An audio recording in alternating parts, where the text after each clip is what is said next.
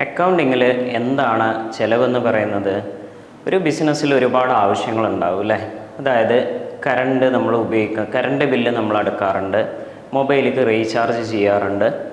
അതുപോലെ ഓരോ ബിസിനസ്സിലുള്ള ഓരോ ആവശ്യങ്ങളെയാണ് ചിലവെന്ന് പറയുന്നത്, അല്ലെങ്കിൽ ഈ ആവശ്യങ്ങൾക്ക് വേണ്ടി പണം ചിലവാക്കുന്നതാണ് ചിലവെന്ന് പറയുന്നത്. ഈ ചിലവുകളെ രണ്ടായിട്ട് തിരിച്ചിട്ടുണ്ട്. ഒന്ന് ഡയറക്റ്റ് എക്സ്പെൻസ്.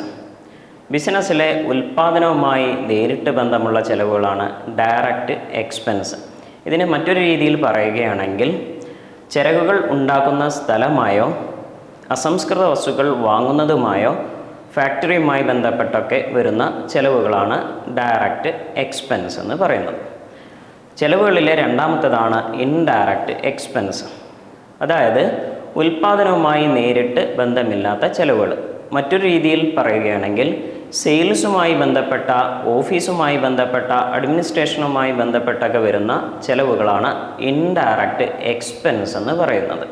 ബിസിനസ്സിലെ ഏറ്റവും കൂടുതൽ എണ്ണം വരുന്നത്, വസ്തുക്കളുടെ എണ്ണം വരുന്നത് ചിലവുകളായിരിക്കും. ഇതാണ് അക്കൗണ്ടിങ്ങിൽ ചിലവെന്ന് പറയുന്നത്.